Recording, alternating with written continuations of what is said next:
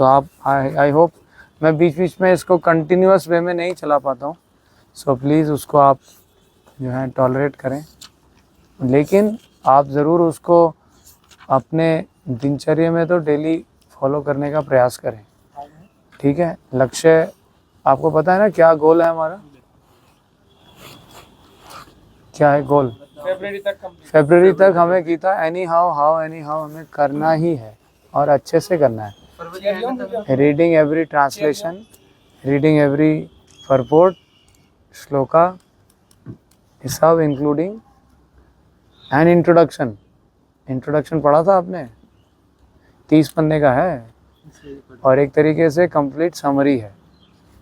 भगवद गीता में जितना आगे आने वाले चैप्टर्स में आएगा वो इंट्रोडक्शन में। पानी ले लो थोड़ा, वो आप लेके दे दो, फिर मैं आराम से दूँ।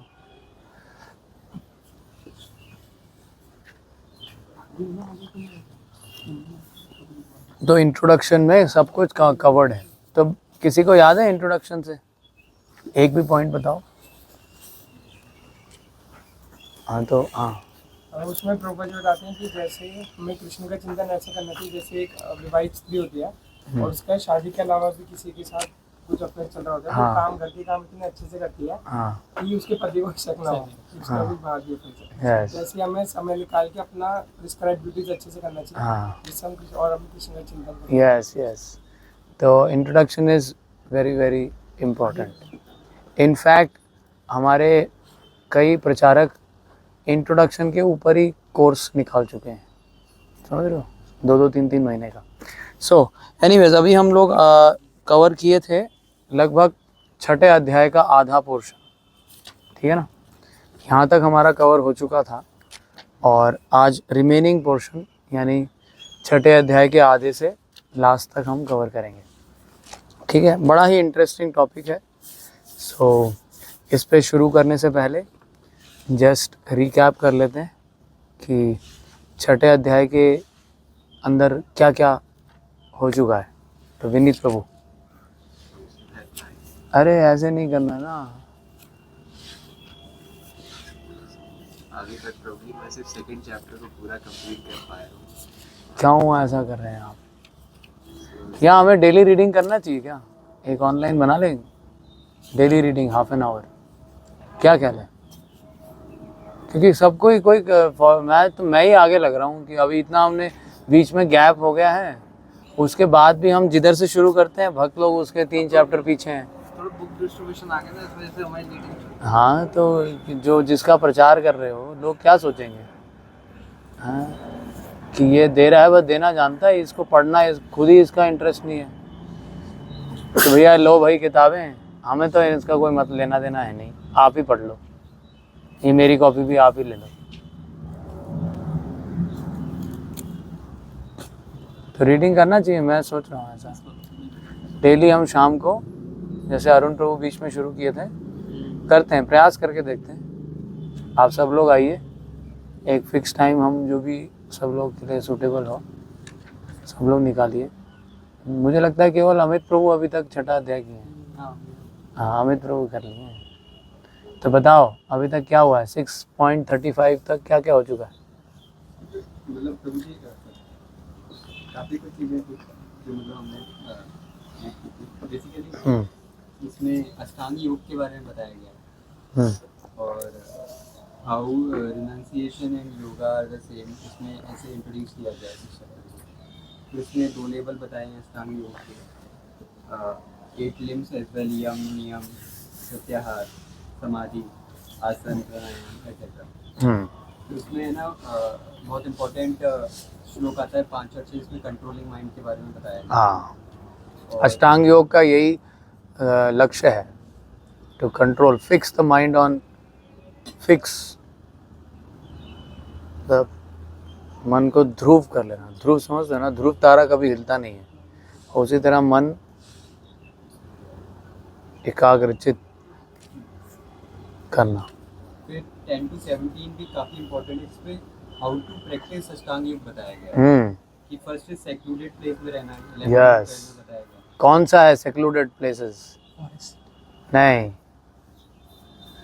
सेक्रेड सेक्लूडेड प्लेस में प्रभुपाद जी क्या बताते हैं हमारे लिए सेक्रेड? हाँ, very good very good very good. Vrindavan, Haridwar भी बताते हैं, लिखा है। अभी हम जा रहे हैं हरिद्वार, तो जिसको जाना है आ जाओ, हमारे साथ गाड़ी है हमारी। इस बार हम गाड़ी में ही जा रहे हैं, गाड़ी में ही आएंगे। कितने दिन के हाँ। लिए? कितने दिन के लिए? 4 दिन के लिए, ओनली 4। फिर उसके बाद नो मोर संकीर्तन, अब इधर ही होगा फिर।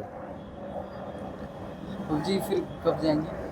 आज दोपहर को 11 बजे, 12 इसके बाद ही जा रहा हूँ। हरिद्वार से जा रहे हैं? हरिद्वार करके देहरादून जाएंगे, फिर वहाँ से हरिद्वार आएंगे। देहरादून में हमारा मेन स्टेशन है। सो ये सब सेक्रेट प्लेसेस में बैठ के व्यक्ति ध्यान लगाना शुरू करता है, और फिर धीरे धीरे अष्टांग योग के जो 8 अंग हैं उन अंगों में धीरे धीरे प्रगति करता है। ठीक है, एंड अल्टीमेटली क्या प्राप्त होता है उसको? लास्ट स्टेज क्या है? समाधि। अब भगवान को हाईएस्ट जो क्या बोलते हैं उसको? 8 स्टेज। अष्टांग मतलब 8, अष्ट अंग। तो 8वां क्या लक्ष्य क्या है? हाँ, तो वो है समाधि। समाधि मतलब जिसका मन पूरी तरीके से भगवान में लीन हो गया, समाधि समा गया उसके अंदर। धी जो है, धिया, धी बोलते हैं ना, वो इसका मैं खुद मतलब निकाल रहा समाधि का मतलब फिर हम भगवान के दर्शन कर सकते हैं समाधि के हूँ। हाँ, उसको क्या होता है वो बताया है इसमें, आप उद्धार कर सकते हैं, आप पढ़ना चाहिए।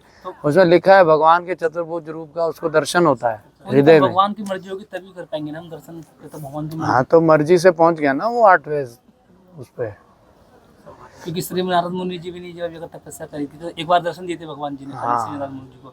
श्री नारद मुनि जी ने भगवान ने श्री नारद मुनि से बोल दिया था कि अब नहीं दर्शन दूंगा मैं तुम्हें। हाँ, तो भगवान की मर्जी से दर्शन देता हूँ मैं। हाँ, तो आ गया वो 8वें तक, और भगवान के दर्शन हो रहे हैं चतुर्भुज रूप में। और वो सुन भी रही थी भगवान को।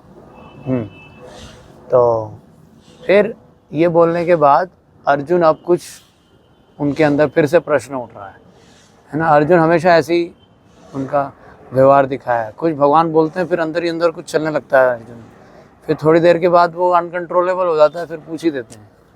और जनरली ऐसा जो है किसी नए अध्याय पे होता है। जैसे आप देखो, दूसरा अध्याय भी अर्जुन के प्रश्न से शुरू हुआ, तीसरा भी प्रश्न से शुरू हुआ, चौथे में भी शुरुआत के तीसरे श्लोक में अर्जुन का प्रश्न है, और 5वें में भी प्रश्न है। ठीक है, बट छठे में जो है अर्जुन प्रश्न बीच में कर रहे हैं, मतलब he is not able to control. खत्म होने अध्याय तो उस समय ऐसा नहीं था भगवान हे पहला अध्याय खत्म अब दूसरा बोलने वाला हूँ, ऐसा तो नहीं था, ये तो बाद में डिविजन्स बने हैं। बट एनीवेज जो भी है, 36वें अध्याय 36वें श्लोक तक भगवान जब अष्टांग योग की विधियाँ समझाते हुए पहुँचे, तब फिर अर्जुन अब बोल ही पड़े, है ना।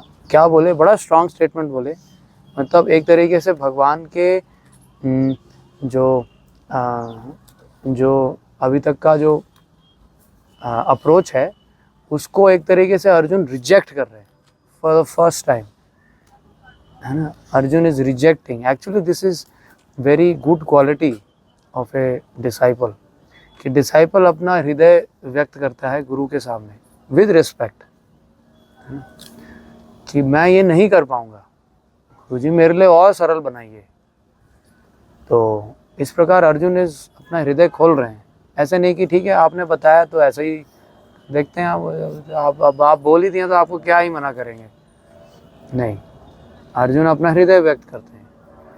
तो इस तरीके से हमें भी अपना हृदय खोलना चाहिए with somebody whom we trust, तो चाहे वो सीनियर डिवोटीज़ हों या जिन पे भी हमारी श्रद्धा है, ठीक है। एंड हम तो यहाँ पर इस समाज में सबको इक्वल वो देते हैं। आपको जिस भी वैष्णव यहाँ मंदिर में जितने भी घूम रहे हैं, आप किसी भी जिनसे भी आपको लगता है कि इनसे परामर्श से मेरी भक्ति में मैं आगे बढ़ूँगा, तो you are very very free and go and discuss, talk, share and learn with anybody. तो ये हमें करना चाहिए भक्ति में आगे बढ़ने के लिए। ये क्या बोलते हैं इसको, परिप्रश्नेन, ये करना बहुत आवश्यक है। मन में डाउट तो उठता ही है। तो इसलिए आप किसी भी जो डिवोटीज़ हैं उनसे आप पूछ सकते हैं।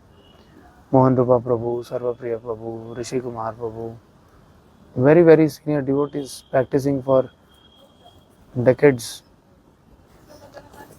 तो यहाँ फिर अर्जुन क्या बोल रहे हैं कि हे भगवान कृष्णा, आपने जो विधि बताई है मैं नहीं कर सकता, आई एम वेरी सॉरी।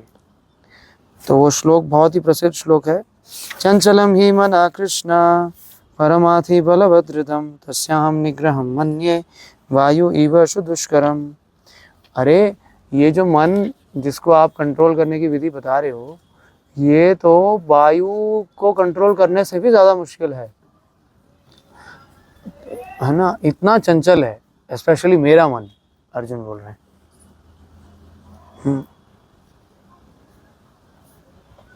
तो मैं इस विधि से नहीं कर पाऊंगा, इस चंचल मन को काबू में नहीं कर पाऊंगा मैं, ऐसा अर्जुन व्यक्त कर रहे हैं कि भगवान कुछ और उपाय बताइए मेरे लिए, ये इम्प्रैक्टिकल है। देखो कैसे एकदम है ना, इतना घना संबंध है उनका भगवान के साथ, वो बोल रहे हैं कि भगवान ये इम्प्रैक्टिकल है, हम नहीं कर सकते ऐसा कि हम भी बोलें भाई हमको कहा गया था कि हमें खुल के बोलना चाहिए। तो हे मुनि जी या हे वैष्णव ठाकुर, आप जो बता रहे हो इम्प्रैक्टिकल है। तो ऐसा नहीं सोचना चाहिए, हम अर्जुन के स्तर पे नहीं हैं। बट एनीवेज अर्जुन अपना हृदय शेयर कर रहे हैं ना, हम ये भी हम ऐसा बोल सकते हैं कि आप जो बता रहे हैं मैं नहीं कर पा रहा हूँ, है ना, तो कृपया करके कुछ और सरल विधि अगर है तो बताएं, ऐसा प्रस्ताव रख सकते हैं, रखने का कोई दोष नहीं है, ठीक है। सो फिर उत्तर में भगवान क्या बताते हैं, उत्तर में भगवान बोल रहे हैं कि yes what you are saying is actually true Arjun. हाँ, भगवान भी यहाँ पे हाँ मिला रहे हैं। देखो भगवान कह रहे हैं कि it is undoubtedly very difficult to control the restless mind. मैं मान गया, मैं भी मानता हूँ। देखो सोचो कितना गंभीर होगा, है ना, ये विषय कि भगवान खुद एक्सेप्ट कर रहे हैं कि इट इज़ वेरी डिफिकल्ट। सोचो भगवान के लिए कोई भी कार्य असंभव नहीं है, वो तो एक उंगली पे भी पर्वत को उठा सकते थे, बट वो भी कह रहे हैं कि ये कार्य मुश्किल है। तो सोचो कितना मुश्किल होगा ये। तो भगवान कह रहे हैं बट इट इज पॉसिबल। फिर साथ में ये भी बोल रहे हैं कि इम्पॉसिबल नहीं है, ये मुश्किल है but not impossible, it is possible. यानी कि अब रे ऑफ होप भी दे रहे हैं कि भाई पॉसिबल भी है। सुन लो Arjun, how, by suitable practice and detachment. ठीक है, तो प्रैक्टिस कैसी होनी चाहिए वो इसके परपोर्ट में प्रभुपाद जी समझाते हैं कि नवदा भक्ति इज द प्रैक्टिस, अभ्यास। और इसी अभ्यास को करते हुए जब हमारे पास और किसी वस्तु के लिए समय नहीं बचता है, वही है वैराग्य। यानी इतना आप इमर्स हो गए हो इस नवदा भक्ति में कि अब और किसी चीज़ के लिए समय ही नहीं है, वो ऑटोमेटिक वैराग्य हो गया। अलग से वैराग्य क्या लेना। तो इसीलिए हमारा जो वैराग्य है वो युक्त वैराग्य है, यानी एंगेजमेंट से हम वैराग्य का प्रदर्शन करते हैं। इतना एंगेज हो जाते हैं कि भौतिक चीज़ों के लिए समय ही नहीं है, ऑटोमेटिक वैराग्य है।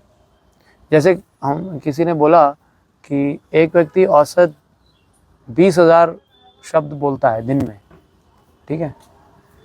अब अगर उसको इस बड़बड़ेपन से अगर वैराग्य चाहिए, ठीक है, कि उसको बड़ा दुख हो रहा है, यार इतना समय मैं बड़बड़ाने में ही बिता देता हूँ, मुझे पता ही नहीं चलता, टाइम इतना निकल जाता है। वो फ़ोन आता है, फिर पता नहीं देखते देखते 15-20 मिनट हो जाते हैं, कंट्रोल ही नहीं होता, तो क्या करूँ। तो एक वैष्णव ने सुझाया कि आप 2 घंटे चैंटिंग कर लो, है ना, क्योंकि आपकी कैपेसिटी 20,000 शब्दों की है। उसमें से अगर आप 2,500-3 हज़ार अगर कृष्ण का नाम बोल लिए तो बाकी बचा कितना, 17,000। तो 17,000 ही तो कैपेसिटी बची ना। यानी कृष्णा कीर्तन करने से ऑटोमेटिकली वैराग्य आ गया, 20,000 से 17 पे आ गया। तो इस तरीके से आप कंटिन्यूअसली 20,000 अगर आपके कृष्ण के कॉन्शियसनेस में जाता है, देन माया के लिए समय ही नहीं जाता, हो गया वैराग्य। तो ये वैराग्य यहाँ पर बताई हुई है, ठीक है।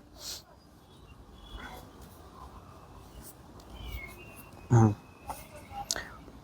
इसके बाद तो इसमें हम ज़्यादा चर्चा नहीं करेंगे, ये बहुत इंपॉर्टेंट सेक्शन है, कैसे मन को वश में लाया जाए। सारा संसार दुखी है इस विषय को लेके, मन।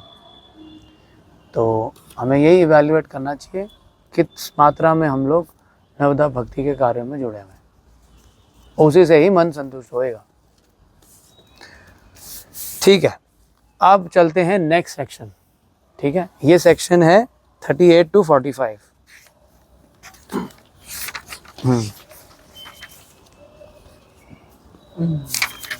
इसमें अर्जुन एक और प्रश्न पूछ रहे हैं। जस्ट भगवान से सुन लेने के बाद अर्जुन एक और प्रश्न पूछते हैं। क्या प्रश्न पूछते हैं? हाँ, कि ठीक है, आपने विधि बताई, आपका धन्यवाद, लेकिन यदि कोई व्यक्ति अगर इस विधि का पालन करना शुरू करता है और बीच रास्ते में ही असफल हो जाता है, यानी आधे रास्ते जाकर के ही उसका ध्यान भटक जाता है और लक्ष्य तक नहीं पहुंच पाता है, तो ऐसे व्यक्ति का क्या? ऐसा व्यक्ति तो ना घर का ना घाट का। बोलते हैं ना कि घर से निकला था घाट जाने के लिए, बट ना घाट पहुंच पाया और घर भी छोड़ दिया, अब वो ना कहीं का भी नहीं रहा वो तो ये प्रश्न हमारा भी होता है। हम सोचते हैं कि हम भक्ति में अगर उतरेंगे तो क्या पता भगवान मिले ना मिले, बट इतना सारा जो समय मैंने इन्वेस्ट कर दिया वो मेरे माता पिता कहाँ लगाने को बोल रहे थे, कहाँ मैंने बड़ा इंजीनियर बनना था, कहाँ मैंने डॉक्टर बनना था, उस क्षेत्र में लगाया होता तो आज कहीं तक तो पहुंच चुका होता। मैंने रिस्क लेकर के भगवान के लिए समय निकाला और ना भगवान मिले और ना मेरा भौतिक जो इच्छाएं थी वो पूरी हुई। ये डर होता है, तो इसीलिए भक्त जनरली लोग डरते हैं कि यार कुछ पता नहीं भाई किसने देखा भगवान, है ना। तो अगर आप प्रयास भी कर रहे हो तो क्या पता आपको भगवान ना मिले, तो ऐसे तो कहीं के नहीं रह गए आप, है ना। ये डर होता है जनरली, इसलिए हम लोग ज़्यादा एंगेज होने से डरते हैं कि कहीं मैं गलत रास्ते पे तो नहीं चल रहा हूँ, डर लगता है। तो ऐसा क्यों होता है? क्योंकि हमारा भौतिक वातावरण जिसमें हम रहते हैं वो रिजल्ट ओरिएंटेड है, इसीलिए होता है। मैं समझाता हूँ कैसे। रिजल्ट ओरिएंटेड मतलब हमारा भौतिक वातावरण एफर्ट ओरिएंटेड नहीं है, हमारा भौतिक समाज रिजल्ट ओरिएंटेड है। यही है, सारा समाज ऐसे ही चलता है। यानी ये नहीं देखा जाता है कि आपने कितना एफर्ट डाला, ये नहीं देखा जाता, बट ये देखा जाता है कि कितना आप सक्सेसफुल हुए, रिजल्ट कितना आप लेके आ रहे हो, ठीक है। आपका इवैल्यूएशन रिजल्ट ओरिएंटेड होता है। ये है समाज की स्थिति। तो इसीलिए हम घबराए हुए रहते हैं हमेशा, क्योंकि कुछ कार्य को शुरू किया, अगर रिजल्ट तक नहीं पहुंचे तो फिर वो कार्य विफल माना जाएगा। जैसे आपने एग्ज़ाम के लिए तैयारी करी, बहुत तरह तैयारी की, बहुत मेहनत किया, इंस्टीट्यूट में पैसा डाला, लेकिन अगर आपको पता चले कि आप एग्ज़ाम क्लियर ही नहीं कर पाए, तो फिर वो आपका एफर्ट कुछ काम आएगा? कहीं जॉब में जाओगे, बोलोगे मैंने बहुत मेहनत करी थी, तो उस मेहनत के बेसिस पे मुझे जॉब मिलनी चाहिए, तो देंगे आपको जॉब? हैं? दिया जाएगा? नहीं दिया जाएगा, क्योंकि समाज रिजल्ट ओरिएंटेड है। अगर कोई रेस में दौड़ता है और फिनिश लाइन से पहले ही गिर जाता है लड़खड़ा के, तो उसकी एफर्ट पे उसको इनाम दिया जाएगा? मेहनत तो करी उसने, स्टार्ट लाइन से तो आगे गया ना, बट फिनिश तक अगर नहीं पहुंच पाया तो ऐसे व्यक्ति का एफर्ट काउंट होता है? सब कुल मिलाकर के नल हो जाता है। ये है समाज की स्थिति, समझ रहे हो आप? तो इसीलिए हम ऐसे समाज में पले बड़े हैं जहाँ पे रिजल्ट ओरिएंटेड हैं चीज़ें। तो भक्ति में भी हमें वही डर सताता है कि भक्ति में अगर पैर रखूंगा,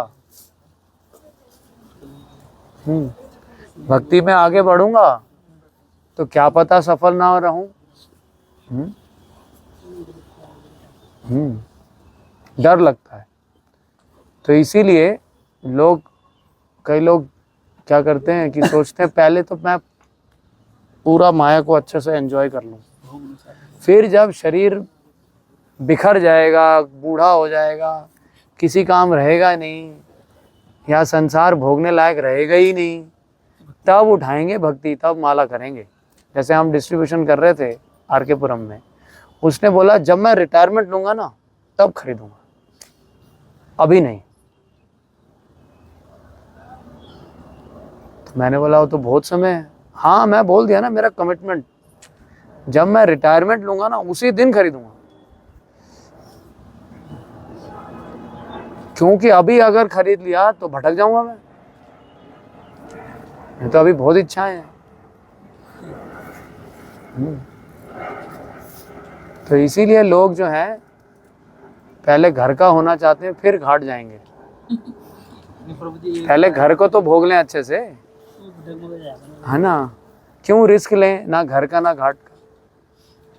कहीं तो रहें, या घर पे रहें या घाट पे रहें, बीच में क्यों हमने रिस्क क्यों लेना? तो इसलिए घर को अच्छे से भोग लेंगे, फिर उसके बाद घाट की तरफ जब 80 साल के हो जाएंगे तब प्रस्थान करेंगे। तो ऐसा विचार है लोग। तो डर है, डर कि आधे रास्ते गिर गया, तो ये है डर। तो यही अर्जुन यहाँ पर प्रश्न उठा रहे हैं। चलिए पढ़ते हैं क्या प्रश्न है अर्जुन का। 37 में लिखा है, अर्जुन सेड, कोई पढ़ेंगे थोड़ा तेज तेज? अर्जुन ने कहा, हे कृष्ण, उस असफल योगी की गति का क्या जो प्रारंभ में श्रद्धापूर्वक आत्म साक्षात्कार की विधि ग्रहण करता है, किंतु बाद में भौतिकता के कारण उससे विचलित हो जाता है और योग सिद्धि को प्राप्त नहीं कर पाता। हाँ, बाद में विचलित हो जाता है और सिद्धि को प्राप्त नहीं कर पाता, ऐसे व्यक्ति का क्या होगा? पढ़ो आगे। और हे महाभाव कृष्ण, क्या ब्रह्म प्राप्ति के मार्ग से भ्रष्ट ऐसा व्यक्ति आध्यात्मिक तथा भौतिक दोनों ही सफलताओं से च्युत नहीं होता और छिन्न भिन्न बादल की भांति विनिष्ट नहीं हो जाता, जिसके फलस्वरूप उसके लिए किसी लोक में कोई स्थान नहीं रहता? छिन्न भिन्न बादल, यहाँ इंग्लिश में रिवन क्लाउड बताया। जैसे बादल, एक बड़े बादल को छोड़ के छोटा बादल अगर अकेला निकल पड़े कि मैं जाके उस बड़े बादल से जुड़ जाऊंगा, तो बड़े बादल को छोड़ देगा और रास्ते में अगर हाँ वो भटक गया तो वो तो फिर आधे में ही लटक गया। वो तो कि ना इधर रहा ना उधर रहा, नहीं। तो यहाँ वो ऐसे ही योगी की बात की जा रही है जिसने संसार त्याग के योग अभ्यास में पांव रखा बट सिद्धि तक नहीं पहुंच पाया। ऐसे का क्या होगा कृष्ण बताइए? तो ये यहाँ पर प्रश्न उठाया जा रहा है। चलिए। हे कृष्ण, यही मेरा संदेह है और मैं आपसे इसे पूर्णतया दूर करने की प्रार्थना कर रहा हूँ। आपके अतिरिक्त अन्य कोई ऐसा नहीं है जो इस संदेह को नष्ट कर सके। हाँ, तो ये संदेह है। तो एक बार एक व्यक्ति प्रभुपाद से ये चैलेंज करने के लिए आया। प्रभुपाद जी से पूछा उस व्यक्ति ने कि उसने बोला कि देखिए आप इतना तपस्या करवा रहे हैं, सबको गंजा करा दिया है और ये डंडे थमा दिए हैं, अपने कपड़े वस्त्र सब छोड़ के ये सब क्या लुंगी और हाँ ये सब आपने पहना दिया है, इतनी मेहनत आप करवा रहे हैं इस दिशा में। तो मेरा आपसे ये प्रश्न है कि यदि आपको पता चले, ऐसा अगर कई समय बीतने के बाद आपको पता चले कि भगवान है ही नहीं, तो फिर क्या करेंगे आप?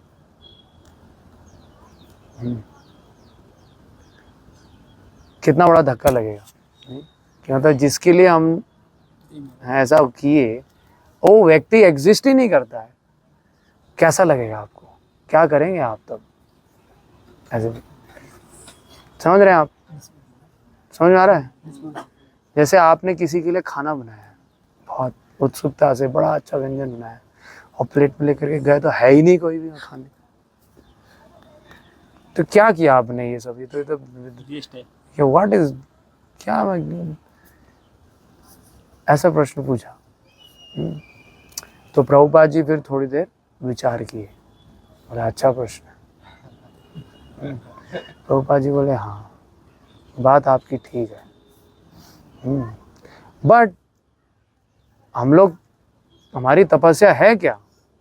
We chant, we dance, we eat and then we take rest. Enjoyment ही तो है। नाचना कोई तपस्या है? गाना तपस्या है? अच्छा अच्छा फीस्ट पाना तपस्या है? हाँ? और यही हमारा करते हुए दिन बीतता है। इन भक्तों को ये भी नहीं पता कि खाना बनाते कैसे हैं, ये भी नहीं आता इनको। खाने का क्या दाम चल रहा है बाहर संसार, वो भी नहीं पता इनको। कपड़े कौन खरीद के ला रहा है, ये भी नहीं पता है। टूथब्रश कहाँ से आ रहा है, वो भी नहीं पता है। सब मंदिर में उनको मिल रहा है, बस उनको करना है चैंट, डांस एंड ईट। तो ये तो बड़ा हंसी खुशी जिंदगी बीत गई फिर हमारी। तो प्रॉब्लम क्या है? अगर भगवान ना भी हो तो फिर भी इनकी जिंदगी तो बड़ी सुंदर है। तो ऐसे करते हुए प्रभुपाद जी अपने शिष्यों की तरफ देख रहे थे। तो वो भी हाँ, बात तो सही है, देखो कितना अच्छा मस्त ये जिंदगी है, और घूमते भी हैं, ट्रैवलिंग संकीर्तन, देहरादून जा रहे हैं हम। मैं इतना इंडिया में नहीं घूमा जितना मैं पीपीटी के साथ घूमा, सच में। मैं मुश्किल से शायद दिल्ली को छोड़ के कहाँ, शायद हरियाणा ही मैं गुड़गांव में रहा हूँ बस। बट पीपीटी के साथ मैंने, है ना, कितने स्टेट्स कवर कर लिए, यूपी, एमपी, झारखंड, बिहार, बंगाल, हाँ, हरियाणा, पंजाब, अभी तो वो लोग आंध्रा, तमिलनाडु, केरल, कोई स्टेट छोड़ेंगे ही नहीं वो। कितना कुछ भ्रमण कर लेता है व्यक्ति प्रचार के लिए। तो कितना आनंद है। तो प्रभुपाद जी फिर ये बोल के मुड़े और फिर उस व्यक्ति को देख करके बोले, लेकिन ये बताओ कि यदि ये सब करके, हाँ, ये पता चल जाए कि भगवान का अस्तित्व है, अब आपका क्या कहना है? ये तो भैया मजे भी कर लिए, भगवान को भी प्राप्त कर लिए, आपका क्या होगा? आपने ना मजे की ना भगवान मिले आपको। तो वो व्यक्ति चुप हो गया। तो कहने का मतलब, this process is sure shot. अगर आप रास्ते में कहीं बीच में रुक भी जाते हो, या आपका कहीं, हाँ, ब्रेक भी हो जाता है आपकी गति में, still your progress is secure. भक्ति इज सो सेफ। और यही बात आगे भगवान आप बताएंगे। चलिए पढ़ो। भगवान ने कहा, हे प्रतापुरुष, कल्याण कार्यों में निरंतर योगी का ना तो इस लोक में और ना परलोक में ही विनाश होता है। हे मित्र, भलाई करने वाला कभी बुराई से पराजित नहीं होता। असफल योगी, इसका परपोट पढ़ो, 40th श्रीमद् भागवतम। श्रीमद् भागवतम में श्री नारद मुनि व्यासदेव को इस प्रकार उपदेश देते हैं, यदि कोई समस्त भौतिक आशाओं को त्याग कर भगवान की शरण में जाता है तो इसमें ना तो कोई क्षति होती है और ना पतन। दूसरी ओर जन अपने अपने व्यवसायों में लगे रह सकते हैं, फिर भी वह कुछ काम नहीं कर पाते। भौतिक लाभ के लिए अनेक शास्त्रीय तथा लौकिकीय कार्य हैं। जीवन में आध्यात्मिक उन्नति अर्थात कृष्ण भावनामृत के लिए योगी को समस्त भौतिक कार्य का त्याग करना होता है। कोई यह तर्क कर सकता है कि यदि कृष्ण भावनामृत पूर्ण हो जाए तो इसमें सर्वोच्च सिद्धि प्राप्त हो सकती है, किंतु यदि यह सिद्धि प्राप्त ना हो पाई तो भौतिक एवं आध्यात्मिक दोनों दृष्टियों से मनुष्य को क्षति पहुंचती है। ठीक है। तो यहाँ पर ये जो श्लोक है, इस श्लोक को कोट करते हुए प्रभुपाद जी समझाते हैं कि त्यक्त्वा स्वधर्मम, यानी वो व्यक्ति जिसने अपने धर्म को त्याग के चरणाम भुजम हरेर, हरि के चरण कमलों को पकड़ा या पकड़ने का प्रयास किया, अपने धर्म को छोड़ दिया, तो ऐसा व्यक्ति तो अधार्मिक कहलाएगा। अपना धर्म जो भी उसका जो है वो छोड़ के हरि के चरण कमलों को पकड़ने का प्रयास किया, बट भजन अपक्वो, यानी उसका भजन परिपक्व नहीं हो पाया, अपक्वो, आधे पका ही रह गया भजन, और उसकी वजह से क्या हुआ, तब पतेत ततो यदि, उसका पतन हो गया। यानी निकला था वो घर से घाट की तरफ, बट घाट पहुंचने से पहले ही उसका पतन हो गया। हाँ, तो ऐसे व्यक्ति का तो कोई फायदा ही नहीं हुआ, है ना। इससे अच्छा तो घर पे ही रहता, नहीं, क्योंकि रिजल्ट ओरिएंटेड दुनिया। अब आप घाट तक पहुंचे ही नहीं तो आपका क्या एफर्ट गिना जाएगा कि आप कितना भी चले, 10 kilometre 20, what is the use, लोग सोचेंगे, पूछेंगे। उसका उत्तर यहाँ भागवत में दे रहा है, यत्र क्वा वा भद्रम अभूत अमुष्य किम को वार्थ आप तो भजताम स्वधर्म था। यानी ऐसा व्यक्ति उस व्यक्ति से श्रेष्ठ है जिसने घर पे ही रह करके अपने धर्मों को बहुत भली भांति निभाया हो। नहीं समझे आप, हरि के चरण कमलों को छोड़ दिया बट अपने स्वधर्म को बहुत अच्छे से निभाया। यानी स्टूडेंट लाइफ बहुत बेहतरीन, एकदम अव्वल टॉप नंबर। फिर उसके बाद फैमिली लाइफ बहुत रिस्पॉन्सिबल, केयरिंग फादर या केयरिंग हस्बैंड या केयरिंग सन, होते हैं ना लोग कि भगवान का क्यों, आप माता पिता की सेवा क्यों नहीं करते आप, वो है असली धर्म। देखो मैं कितना अच्छे से कर रहा हूँ। या जॉब में बिल्कुल अपने मॉरल नैतिक उद्देश्यों को सामने रखते हुए जो लोग लीड करते हैं ना लाइफ, और चलते चलते सबको बताते भी हैं कि देखो मैं कितना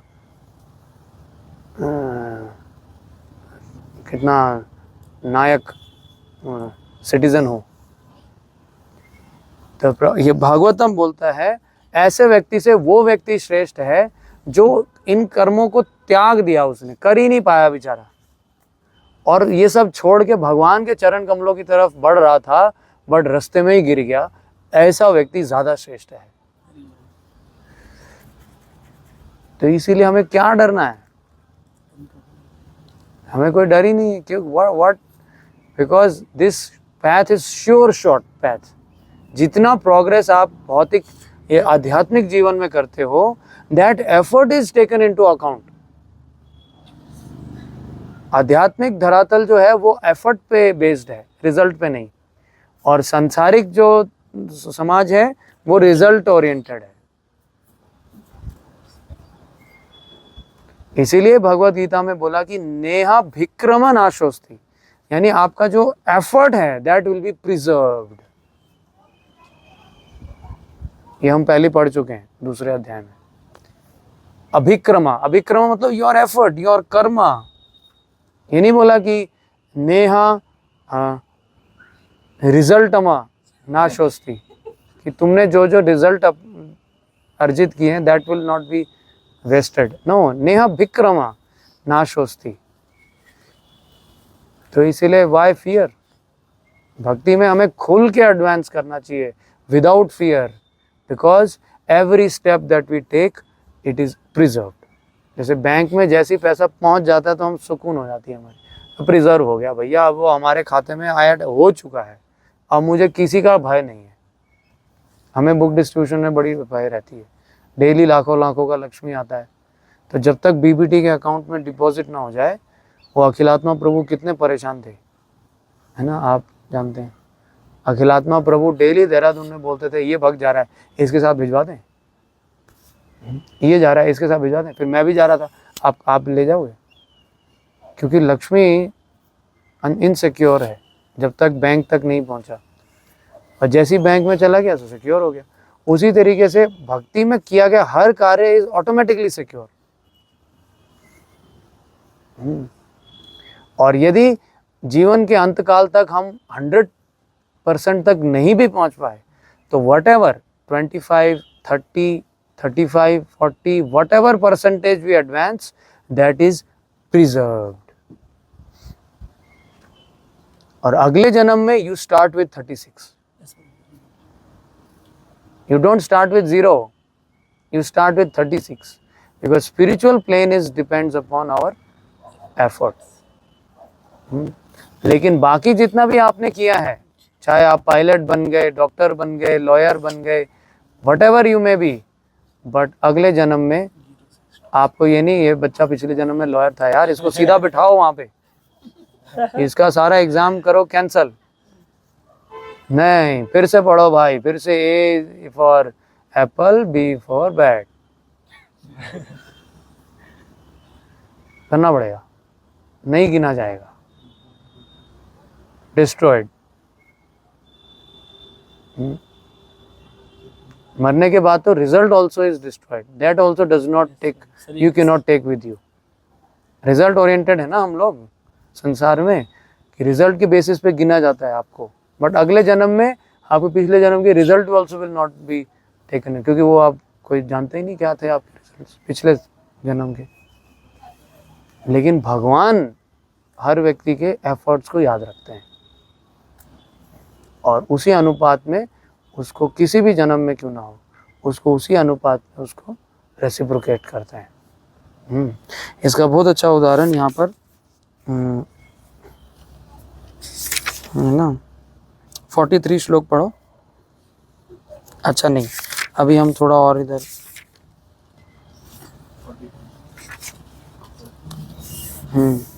भगवान कैसे याद रखते हैं वो 41 में बताया गया है, पढ़िए।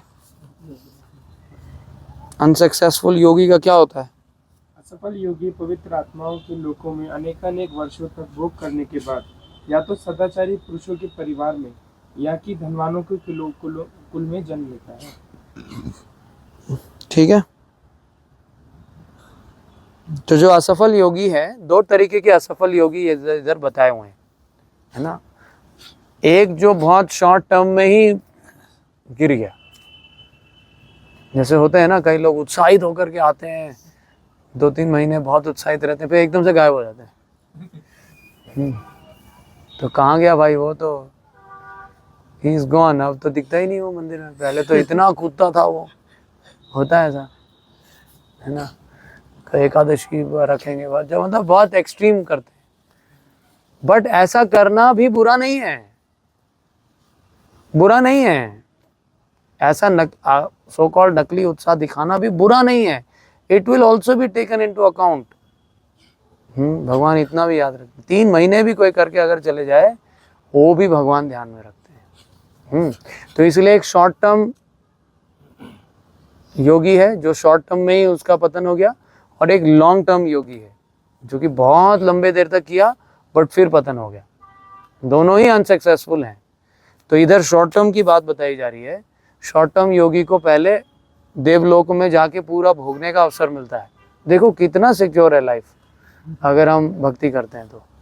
शॉर्ट टर्म भी यानी कुछ ही महीने कुछ ही साल भक्ति किया और फिर हो गया, वो उसको पहले देवलोक भेजा जाएगा, पूरा स्वर्ग का ऐश्वर्य भोगेगा वो, फिर उसके बाद उसको जिधर जन्म मिलेगा वो भी ब्राह्मण के घर में, ऐसे वैसे इधर उधर के घर में नहीं, ब्राह्मण के घर में या रिच एरिस्टोक्रेटिक, यहाँ पे ही लिखा है रिच परिवार में, अंबानी या किसी अच्छे परिवार में जन्म मिलेगा जहाँ पे किसी भी संसाधन की कमी नहीं है। कितना ध्यान, कितना प्रोटेक्ट, ये है लाइफ इंश्योरेंस। नहीं, तो यही जीवन के साथ भी जीवन हाँ, के बाद वो जीवन के बाद नहीं है, उसको क्या लेना देना जीवन के बाद। ये कह रहे हाँ भक्ति तो जीवन के बाद भी है ना। हाँ, हाँ, ये मैंने समझाया था घर वालों वो जीवन के बाद कुछ नहीं है, जीवन के बाद वहाँ नरक में ले जा रहा है, LIC आएगी बचाने के लिए। तो ये है जीवन के बाद भी असली इंश्योरेंस। तो इसलिए फिर वो वापस आता है, इस संसार में गिरता भी है, तो या तो ब्राह्मण परिवार में या एक धनी व्यक्ति के घर में। क्यों? ताकि उसे उसको मतलब कोई एफर्ट्स ना करना पड़े अपनी भक्ति हाँ, पूरा कॉन्सेंट्रेट दोबारा से उस भक्ति को जितने भी परसेंटेज पे वो पिछले जन्म में एंड किया था, वो दोबारा स्टार्ट करने में उसको दिक्कत ना आए। देखो भगवान कितना ध्यान रखता है, उसको दोबारा से दिक्कत ना आए, उसको फैसिलिटी सारी अनुकूल वातावरण हो। कितना मुश्किल होता है, माँ बाप से लड़के लोग मंदिर आते हैं, कईयों के ऑल्टर तोड़ दिए गए हैं, कईयों को मारा पीटा गया है घर पे। हाँ, मारते हैं, पेरेंट्स मारते हैं कि भगवान से मिलने जा रहा है ये हिरण्यकशिपु। मैं भगवान हूँ, तुम भगवान का श्रवण कीर्तन की बात कर रहे हो। यहाँ भगवान इधर खड़ा है, बैठा है, उसी की गोद में तुम बैठे हो। हिरण्यकशिपु बोल रहा है। ऐसे ही हो गए हैं आजकल वातावरण। तो कईयों को जो बहुत सरल रूप से भक्ति मिल जाती है ना, तो that is because of this past Karma. तो पढ़िए, परपोर्ट पढ़िए। असफल योगियों की दो श्रेणियां हैं। एक वह जो बहुत थोड़ी उन्नति के बाद ही भ्रष्ट होते हैं, दूसरे वह जो दीर्घ काल तक योग अभ्यास के बाद भ्रष्ट होते हैं। जो योगी अल्पकालिक अभ्यास के बाद भ्रष्ट होता है वह स्वर्ग लोक को जाता है, जहाँ केवल पुण्यात्माओं को प्रविष्ट होने दिया जाता है। वहाँ पर दीर्घ काल तक रहने के बाद उसे पुनः इस लोक में भेजा जाता है, जिससे वह किसी सदाचारी ब्राह्मण वैष्णव के कुल में या धनवान वणिक के कुल में जन्म ले सके। योगाभ्यास का वास्तविक उद्देश्य कृष्ण भावनामृत की सर्वोच्च सिद्धि प्राप्त करना है, जैसे कि इस अध्याय के अंतिम श्लोक में बताया गया है। किंतु जो इतने अध्यवसाय नहीं होते हैं और जो भौतिक प्रलोभनों के कारण असफल हो जाते हैं, उन्हें अपनी भौतिक इच्छाओं की पूर्ति करने की अनुमति दी जाती है। तत्पश्चात उन्हें सदाचारी या धनवान परिवारों में संपन्न जीवन बिताने का अवसर प्रदान किया जाता है। ऐसे परिवारों में जन्म लेने वाले इन सुविधाओं का लाभ उठाते हुए अपने आप को पूर्ण कृष्ण भावना अमृत तक ऊपर ले जाते हैं। ठीक है, तो ऐसी सुविधाओं का इस्तेमाल करते हुए व्यक्ति फिर अपने छूटे हुए भक्ति को दोबारा से अपना सकता है। तो ये है। बाकी अब जो लंबे समय तक करके पतन होता है उसका क्या होता है, 42 में लिखा है, पढ़िए। अथवा यदि दीर्घकाल तक योग करने के बाद असफल रहे तो वह ऐसे योगियों के कुल में जन्म लेता है जो अति बुद्धिमान है। निश्चय ही इस संसार में ऐसा जन्म दुर्लभ है। यानी ऐसे व्यक्ति जो बहुत दीर्घकाल तक कर लेता है, हाँ, उसको सीधा वैष्णव के परिवार में जन्म मिलता है। मतलब that is even higher than Devlok, फिर ब्राह्मण परिवार, या सीधा वैष्णव में परिवार में जन्म लेना is so very very rare. ये जितने भी हमारे मंदिर के भक्तों के जो पुत्र होते हैं, जो बचपन से प्रसाद खाते हैं, बचपन से कथा सुनते हैं, बचपन से हरि नाम सुन रहे हैं, ये ऐसे ही नहीं मिल गया उनको। यही लोग हैं ये। हाँ, कोई भी चीज़ फ्री में नहीं मिलती है, तो उनने ये किया है तभी उनको ऐसा जन्म मिल रहा है, जहाँ बचपन से उनके पूरा संस्कार ही वैसा दिया जा रहा है उसको। मतलब कोई और स्कोप है ही नहीं उसके पास, भक्ति का फुल अपॉर्चुनिटी है। अब वो खुद ही मुंह मोड़ ले तो वो उसका दुर्भाग्य है, बट पूरी भगवान ने सराउंडिंग ऐसी बना रखी है कि he can become a devotee, I give you full facility. तो इसलिए वैष्णव परिवार में जन्म लेना is even higher than taking birth in ब्राह्मण परिवार या रिच। फिर वो अगर इन फैमिली में जन्म लेने के भी बाद भी अगर वो भक्ति नहीं करेगा तो क्या होगा? वो उसकी इच्छा है, इच्छा तो सबकी अपनी होती है। मतलब उसकी भक्ति जब भी अगर वो भक्ति नहीं करेगा तब भी उसकी भक्ति उतनी रहेगी जितनी करी थी, वो उतनी रहेगी, पर उसमें प्रोग्रेस नहीं कर पाएगा। प्रोग्रेस नहीं करेगा, 35 पे ही अटक जाएगा। अच्छा। ठीक है, कितने तो यहाँ जन्म ले लिए ना प्रभु, कितने हैं? जन्म ले लिए चाहे। हाँ, तो इस कैटेगरी में प्रभुपाद जी अपने आप को गिनते हैं। पढ़ो पर पढ़, तेज तेज पढ़िए थोड़ा। यहाँ पर योगियों के बुद्धिमान कुल में जन्म लेने की प्रशंसा की गई है, क्योंकि ऐसे कुल में उत्पन्न बालक को प्रारंभ से ही आध्यात्मिक प्रोत्साहन प्राप्त होता है। विशेषतः आचार्यों या गोस्वामियों के कुल में ऐसी परिस्थितियाँ हैं। ऐसे कुल अत्यंत विद्वान होते हैं और परंपरा तथा प्रशिक्षण के कारण श्रद्धावान होते हैं। इस प्रकार वे गुरु बनते हैं। भारत में ऐसे अनेक आचार्य कुल हैं, किंतु अब वे अपर्याप्त विद्या तथा प्रशिक्षण के कारण पतनशील हो चुके हैं। भगवत कृपा से अभी भी कुछ ऐसे परिवार हैं जिनमें पीढ़ी दर पीढ़ी योगियों का प्रश्रय मिलता है। ऐसे परिवारों में जन्म लेना सचमुच ही अत्यंत सौभाग्य की बात है। सौभाग्यवश हमारे गुरु विष्णुपाद श्री भक्ति वेदांत श्रीमद् भक्ति सिद्धांत सरस्वती गोस्वामी महाराज को तथा स्वयं हमें भी ऐसे परिवारों में जन्म लेने का अवसर प्राप्त हुआ। हम दोनों को बचपन से ही भगवत भक्ति करने का प्रशिक्षण दिया गया। बाद में दिव्य व्यवस्था के अनुसार हमारी उनसे भेंट हुई। ठीक है, तो भक्ति सिद्धांत महाराज प्रभुपाद जी। भक्ति विनोद ठाकुर के पुत्र थे। ठीक है, भक्ति विनोद ठाकुर 7वें गोस्वामी, सरल वो नहीं है, साधारण नहीं। तो भक्ति सिद्धांत महाराज और प्रभुपाद जी भी है ना, वैष्णव के परिवार में जन्म लिए थे। गौर मोहन डे वैष्णव थे। प्रभुपाद जी को मृदंग सिखाना चाहते थे, है ना, धोती कुर्ता रथ यात्रा उनसे करवाते थे, खुद करते थे, ऐसा प्रशिक्षण देते थे। तो ऐसा सौभाग्य बहुत रेयर होता है। सो एनीवेज, हमारा तो ऐसा परिवार नहीं रहा, कई लोगों का हो भी सकता है ऐसा हो रहा हो। प्रभुपाद जी भक्ति के साथ साथ उनकी जो आसक्ति जाती थी वो पैसे कमाने में ज्यादा थी, पर जो भक्त होते भक्ति की आसक्ति, हाँ मतलब थी जन्म मिला ना, जन्म तो मिला है। अभी हम ये देख रहे हैं जन्म कहाँ मिल रहा है। अच्छा, हाँ वो तो भक्ति कर्म वैष्णव की अनुसार। प्रभु जी इसमें पतन की क्या मीनिंग दी है? पतन कैसा माना? पतन मतलब भक्ति छोड़ दिया उसने, अच्छा, फुल छोड़ दिया। छोड़ ही दिया। भौतिक कार्यों में इंद्र तृप्ति में इतनी इच्छा हुई। अभी कितने लोग हमारे इवॉल्व से जुड़े थे, अभी कहाँ हैं, यहाँ कितने बैठे हैं? नहीं, जैसे कुछ कभी कभार दर्शन देते, जैसे आप कह रहे थे कि हाँ, तो ढीले पड़ गए, के टाइम पे दे दिया। ढीले हो गए, कई लोग टोटली चले गए। बट एटलीस्ट आए तो सही, प्रसाद पाया। कभी कभी सैटरडे क्लास में आ जाते हैं, इतना काउंट वो that will be counted, never at loss.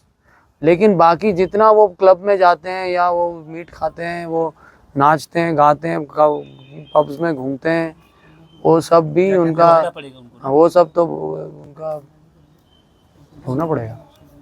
तो इसीलिए वेरी वेरी सिक्योर, इसीलिए बेस में रहना is very very secure. Very very secure. जैसे भी हो, आपके अगल बगल वाले जैसे भी हो, है ना, वो जैसे भी हो। यार ये थोड़ा उल्टा बोलता है बहुत, यार ये ढंग से जो है जवाब नहीं देता है। जैसे भी हो थोड़ा सा सहन लो, ठीक है, क्योंकि ये सौभाग्य है। ऐसा वातावरण अगर घर में हो तो बहुत अच्छी बात है, घर में रहो। बट जनरली आजकल घरों में वैष्णव वातावरण मुश्किल है। मेरे घर में तो है नहीं। मैं अगर सुबह 4:30 बजे उठता हूँ तो बोला अरे सो जा, अभी क्यों है, तो 4:30 पागल हो गया। पागल हो जाएगा। उठ थोड़ा 6 बजे उठे, 7 बजे अलार्म ना लगाऊं तो मुझे कोई नहीं उठाता। वो लोग फिर उठ भी जाते हैं खाना बनाने के, बट मुझे नहीं उठाते, वो कल्चर नहीं है ना। मैंने भी कहा था प्रभु जी किसी को कि जल्दी उठ जाइए, वो कहते हैं अरे कल्चर नहीं है। ऐसे देवज प्रभु हैं, देवज प्रभु को देखो जैसे मिल गया है वो, है ना। तो ऐसे कम रेयर लोग हैं।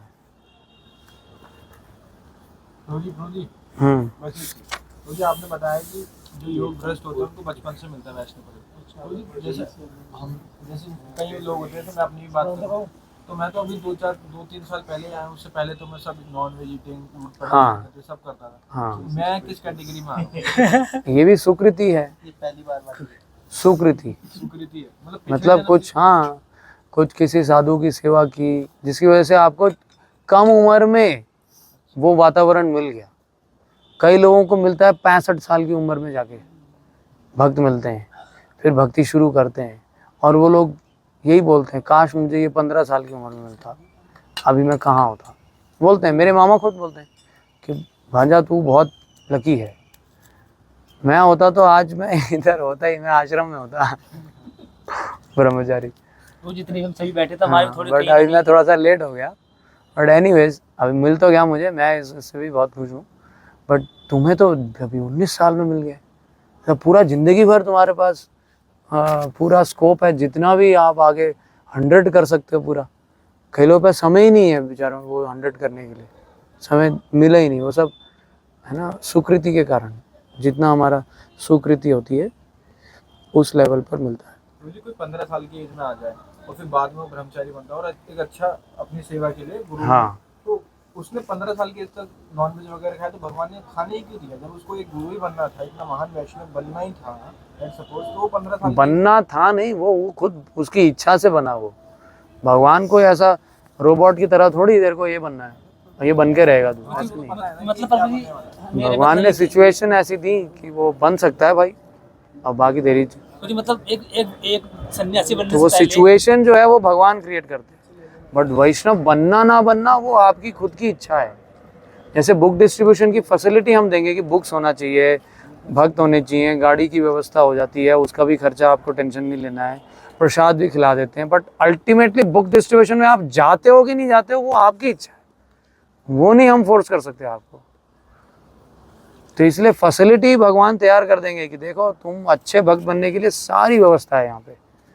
तुम दिल्ली प्रदेश में तुमको मंदिर में सहयोग मिला है, वहाँ पे वैष्णवों की कोई कमी नहीं है।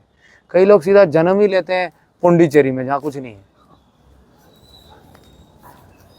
तो ये दिल्ली में जन्म लेना भी एक तरीके का सौभाग्य है, वह भारत भूमि में जन्म लेना। बाहर के देशों में तो और बुरा हालत है, वहाँ पे भक्त तो पता नहीं पहुँचेंगे नहीं पहुँचेंगे। तो इसीलिए हम वैसे ही बहुत सौभाग्यशाली मानना चाहिए अपने को। एक तो भारत भूमि में, ऊपर से दिल्ली में जहाँ गुरु महाराज ने इतना व्यवस्था बनाया है, और ये सब लेने के बाद भी अगर हम अच्छे भक्त नहीं बने देन वो फिर हमारी ही गलती मानी जाएगी। भगवान ने हमारी सुकृति के हिसाब से पूरी व्यवस्था कर दी।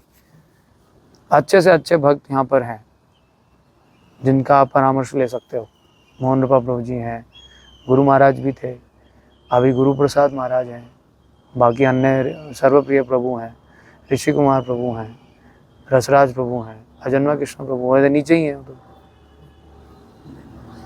हाँ, तो ये सब होके भी अगर हम नहीं लेंगे वो फिर अपनी उसको अपना ही माना जाएगा। नहीं, भगवान ऐसा व्यवस्था ज़रूर कर देते हैं कि भाई मैं तुम्हारे है ना प्रीवियस प्रोग्रेस के हिसाब से तुम्हें ये व्यवस्था दे रहा हूँ। जैसे भरत महाराज वो भक्ति का आरंभ किए बट 100 पहुँचने से पहले ही गिर गए। ये यहाँ पर आता है। अभी हम और ज़्यादा आगे नहीं बढ़ पा रहे हैं, टाइम हो गया। ये आप अगर देखेंगे तो 45 के परपोर्ट में भरत महाराज का व्याख्या किया गया, नहीं 43 में, 43 परपोर्ट पढ़ो। राजा भरत, जिन्हें तीसरे जन्म में उत्तम ब्राह्मण कुल में जन्म मिला, पूर्व दिव्य चेतना की पुनः प्राप्ति के लिए उत्तम जन्म के उदाहरण स्वरूप है। उदाहरण है, भरत विश्व ठीक है। के सम्राट थे और तभी से यह लोग देवताओं के बीच भारतवर्ष के नाम से विख्यात है। पहले यह इलावर्ष के नाम से ज्ञात था। भारत ने अल्पायु में ही आध्यात्मिक सिद्धि के लिए संन्यास ग्रहण कर लिया था, किंतु वह सफल नहीं हो सके। अगले जन्म में उन्हें उत्तम ब्राह्मण कुल में जन्म लेना पड़ा और वह जड़ भरत कहलाए, क्योंकि वह एकांतवास करते थे तथा किसी से बोलते ना थे। बाद में राजा रहुगन ने उन्हें महात्म योगी के रूप में पाया। उनके जीवन से यह पता चलता है कि दिव्य प्रयास अथवा योग अभ्यास कभी व्यर्थ नहीं जाता। कभी व्यर्थ नहीं जाता। यानी 2 जन्म पहले जो अभ्यास किया था भरत महाराज के रूप में, वो राजा होके राज सब त्याग के वो योग अभ्यास के लिए जंगल में गए, कई सालों तक योग अभ्यास किया, बट एक हिरण में आसक्त होकर शरीर छूट गया और योग की चरम सिद्धि नहीं मिल पाई, अफसोस। तो भगवान भूले नहीं, लेकिन इसीलिए जब हिरण के शरीर में जन्म मिला भी तो बुद्धि भी दी, वो मेमोरी दी कि तुम हिरण के शरीर में रहते हुए देख पाओगे कि पिछले जन्म में क्यों, क्या कारण से तुम आज हिरण बने हो। ये दृष्टि दी उनको। तो हिरण के शरीर में भी वो उसको आभास हो रहा था उनको कि मैंने क्या गलती की, इसलिए उन्होंने सारे हिरण के चबूतरों से संन्यास ले लिया। वहाँ से भाग के वो योगियों का जो कुटी होती है उधर जाके रहने लगे, क्योंकि उनको लगा था कि चलो अब हिरण का ही शरीर है, जो भी है इसी में साधु संग कर लें। तो ऐसे करके वहीं पर ही शरीर त्यागा। तो फिर अगले जन्म में फिर उन्हें दोबारा से, है ना, जन्म मिला कहाँ पे, नेपाल में। हाँ नेपाल में, नेपाल में एक जगह है पुलस्त्य आश्रम, मेरे घर से बहुत पास है। हाँ, मेरा जो घर है ना वो पहाड़ी पे नीचे गंडकी नदी बहती है, जहाँ शालिग्राम मिलता है। तो वो नदी बिल्कुल ऐसे नीचे है ना। हमें तो कितना आचमन और पानी भी लिया है। शालिग्राम जी दिखते हैं आपको प्रभु जी? शालिग्राम थोड़ा और सोर्स की तरफ जाएंगे तो मिलते हैं, इस तरफ भी आते हैं, ढूंढने वाले लोग ढूंढ लेते हैं, बट मेन सोर्स और ऊपर है। काली गंडकी, दो नदियाँ काली और गंडकी, ये दोनों जब मिलती हैं तब वो काली गंडकी फिर आगे जाके गंगा में मिलती है। तो हमारे यहाँ तक काली गंडकी हो चुकी होती है, मतलब दोनों मिल चुके हैं। तो वो पॉइंट जहाँ पर दोनों मिलती हैं उस जगह को पुलस्त्य आश्रम बोला जाता है। वहीं ये जड़ भरत की वहाँ पर वो गुफा भी है जहाँ वो हिरण बन के रहते थे, और जहाँ पर वो घटना हुई थी, हिरण कूदी थी और जड़ भरत, ये तीनों जन्म वहीं पर ही बताया जाता है। पुलस्त्य आश्रम, ये भागवत में लिखा है, पुलस्त्य लिखा हुआ है, पुलह आश्रम। तो ये स्थान वहाँ पर है। मेरी नानी ने देखा है, हम लोग भी जाने का सोच रहे थे। तो वहाँ पर फिर दोबारा से तीसरा जन्म हुआ, जड़ भरत। और इस जन्म में भी भगवान ने ऐसी शक्ति दी उन्हें कि पिछले 2 जन्म वो देख सकते थे कि देखो कैसे मैं भक्ति में कहाँ जा रहा था, है ना। तो वहाँ से मैं हिरण बन गया, अब दोबारा से मनुष्य बनाऊं, अब वो गलती नहीं करूँगा। ये बुद्धि दी भगवान ने। तो ये एडेड एडवांटेजेस हैं। इसका मतलब यही है कि आपकी भक्ति भूली नहीं गई, किसी व्यक्ति ने उसको रिकॉर्ड रखा, और वो व्यक्ति भगवान है। तो इसीलिए हमें कभी भी नहीं घबराना चाहिए भक्ति के अभ्यास में, चाहे हम थोड़ा करें ज़्यादा करें, इसीलिए खुल के ज़्यादा करना चाहिए। किस बात का डर, एवरीथिंग इज रिकॉर्डेड। वो जी फिर गिर क्यों जाते हैं? इतनी बल भक्ति डेवलप करने के बाद फिर गिर क्यों जाते हैं? उन्हें तो सब कुछ पता होता है कि क्या गलत है क्या सही है, फिर वो गलती काम क्यों करते हैं? मतलब गलती से भी गलती भी कर देती है कि वो जिनको इच्छाएं होती है, इच्छा तो आपकी स्वतंत्रता है। भगवान ये थोड़ी कहते हैं कि मैं तुम्हारे गले में पट्टी बांध देता हूँ, मैं जिधर जाऊँगा तुम्हें उधर ही चलना है, ऐसा नहीं है। स्वतंत्र छोड़ते हैं कि आपकी इच्छा है, चाहो तो मेरे साथ चलो, नहीं तो फिर माया खड़ी है उसके साथ जाओ। प्रभु जी उसे पता होता है पर माया के साथ जाऊंगा तो गलत होगा, तो फिर भी वो चला जाता है। क्यों होता है? भक्ति में इतना डेवलप करने के बाद भी उनको तो चेतना इनकी विकसित हो चुकी होती है, फिर भी वो गिर जाते हैं। विकसित होने के बाद भी वो गिर जाते हैं। शुद्ध भक्ति के स्तर में नहीं होता, बट उससे नीचे जो स्टेजेस हैं, विश्वनाथ चक्रवर्ती ठाकुर बताते हैं, शुद्ध मतलब प्रेमा भक्ति, उस स्टेज पे there is 0 chance of fall down, 0 chance, कोई फॉल कर ही नहीं सकता उस स्टेज। बट भाव भक्ति के स्टेज तक स्कोप बना रहता है। बताया कि धुएं के रूप में अभी भी संस्कार रहते हैं, हालांकि सब जल चुका है। भाव के स्टेज पे सारे पिछले कर्म जल चुके होते हैं, बट वो धुआं जो है ना वो अभी भी बना हुआ है। हल्का सा भी इनटेंशन हुआ भाव के स्टेज पे तो भी भाव से सीधा नीचे आ सकता है, वो पॉसिबल है। तो इसीलिए कितना सावधान हमें रहना। हम कहाँ भाव, तो भजन क्रिया में हम ये भाव का स्टेज 7वां स्टेज है। अभी हम लोग पहले श्रद्धा, साधु संग, भजन क्रिया, अभी 3rd स्टेज, फिर धीरे धीरे अनर्थ निवृत्ति, फिर उसके बाद निष्ठा, फिर उसके बाद रुचि, आसक्ति, फिर भाव और फिर प्रेम। तो अभी बहुत है रास्ता, लंबा रास्ता। तो इसीलिए रास्ता 250 किलोमीटर दूर है देहरादून, जिसको चलना है। चलिए अभी हम जा रहे हैं, बस 12 बजे अभी ये जा रहे हैं ना, अभी रेडी हुए हैं। कहाँ गए? अच्छा ये तो है। नहीं, मोहन श्याम प्रभु आप घनश्याम प्रभु का भी अभी क्लियर अभी कर रहे हैं वो।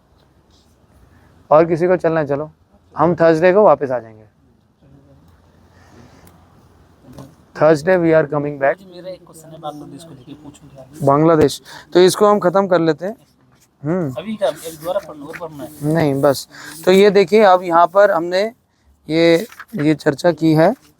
फिर इसके बाद भगवान ने उत्तर दे दिया है कि ऐसे व्यक्ति का कोई पतन नहीं होता है, तो इसीलिए एफर्ट्स हमें डालना ही चाहिए।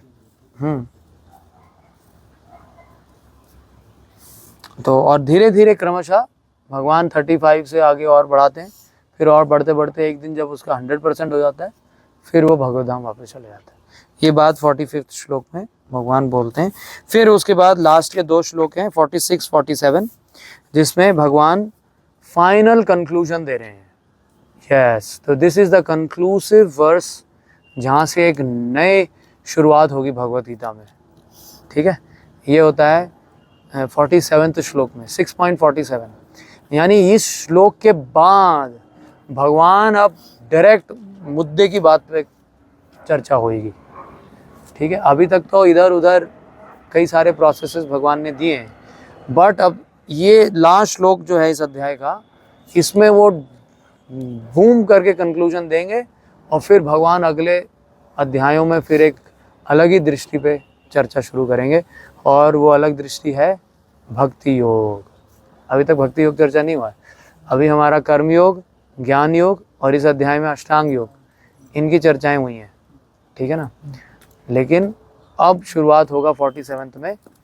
भक्ति yoga is the best process to achieve perfection. तो ये बहुत फेमस श्लोक है, आपको याद करना चाहिए। तो हम लोग पढ़ सकते हैं, योगी नाम अपि सर्वेषां मद्गतेनान्तरात्मना श्रद्धावान भजते यो माम समय युक्ता तमो मता। योगियों में सर्वश्रेष्ठ, योगी नाम अपि सर्वेषां, कौन है? मद्गतेनान्तरात्मना, यानी जो अपने अंतरात्मा में मेरे बारे में सोचता रहता है। यानी Krishna consciousness is the best yoga practice, और उसी का संस्था प्रभुपाद जी ने खोला है। यानी Prabhupada society is the best society out of all societies. कितने योगा सोसाइटी हैं? अष्टांग योग भी सिखाया जाता है कईयों में, है ना, कुंडलिनी योगा, पता नहीं क्या क्या नाम देते हैं, अष्टवक्र, बहुत बहुत अलग अलग तरीके के हैं। तो उन सब में ये क्या बोल रहे हैं? योगी नाम अपि सर्वेषां, बेस्ट इज कृष्ण कॉन्शियसनेस। ये मैं नहीं, भगवान बोल रहे हैं। परपोर्ट ये इसमें, and of all yogis one with great faith who abides in me thinks of me, thinks of me मतलब Krishna consciousness within himself and renders transcendental loving service to me, is most intimately united with me in yoga and is the highest of all, and this is my opinion. तो इसमें भक्ति योग, हठ योग, राज योग, कर्म योग, सबकी कंपैरिजन, ज्ञान योग, सबका कंपैरिजन किया है। आप इस परपोर्ट को पढ़ सकते हैं। ठीक है, तो इस तरीके से छठा अध्याय खत्म। का अगली बार हम 7वां अध्याय शुरू करेंगे। तो प्लीज़ आप सब लोग छठे अध्याय तक, छठे अध्याय मतलब 1/3 गीता इज नाउ ओवर, और बीच में 2-4 क्लास में मिस भी हुई हैं, उसको भी हम रिकवर करेंगे। So stay tuned. Bhagavad Gita